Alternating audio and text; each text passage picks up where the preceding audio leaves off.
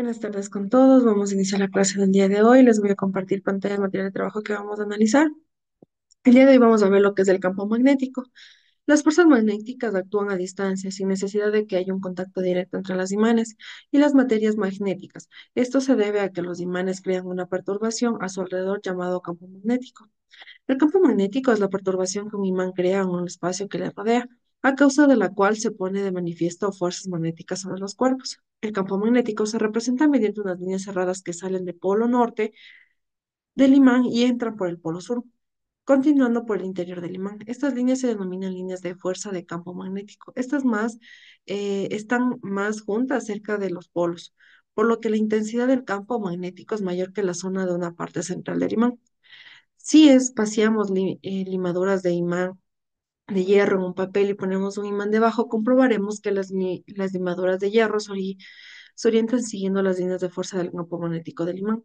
Las líneas de fuerza con las limaduras de hierro tienen aquí una representación más o menos de cómo sería esto, ¿no? Tenemos el campo magnético ocasionados por corrientes eléctricas, que nos dice que en 1820 Hans Christian Ørsted observó que el aproximar una brújula a un circuito por el que circulaba una corriente eléctrica, la aguja de la brújula se desviaba y que volvía a la posición original cuando dejaba de circular la corriente por el circuito. También comprobó que al cambiar el sentido de la corriente, cambiaba el sentido que se desviaba la aguja. De estas experiencias, Ørsted dedujo que las corrientes eléctricas también creaba un campo magnético a su alrededor, es decir, que se comprobaban como imanes, ¿no?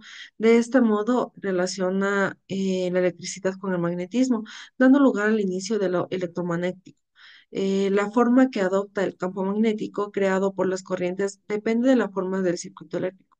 Un caso de particular importancia por sus aplicaciones en solenoide, ¿no? Un solenoide o bobina es un conductor enrollado en forma de espiral. El solenoide crea un campo magnético similar a la que crearía un imán recto cuyos polos norte y sur coinciden con el extremo del solenoide. La intensidad del campo es proporcional al número de las espirales del solenoide. Algunas aplicaciones del descubrimiento de Oster que hacen uso del solenoide son el electroimán y el motor eléctrico. El electroimán consiste en una bobina en el que hemos introducido un núcleo de hierro dulce y que al hacer pasar corriente por una bobina se comporta como un imán. El campo magnético creado por un electroimán es más intenso que el creado exclusivamente por la bobina, ya que el hierro dulce se imanta y crea una propia campo magnético que se usa al de la bobina. Si deja pasar la corriente, el hierro pierde sus propiedades magnéticas. Se utiliza para separar latas de hierro, clavos, etcétera.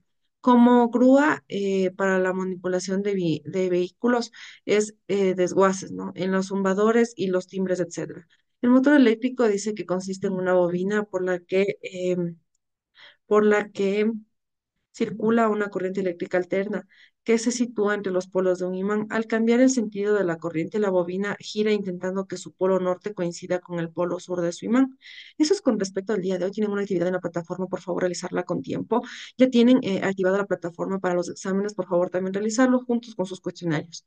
Eso, chicos, con respecto al día de hoy, que tengan un excelente fin de semana y que la pasen súper bien. Nos vemos, chicos. Chao.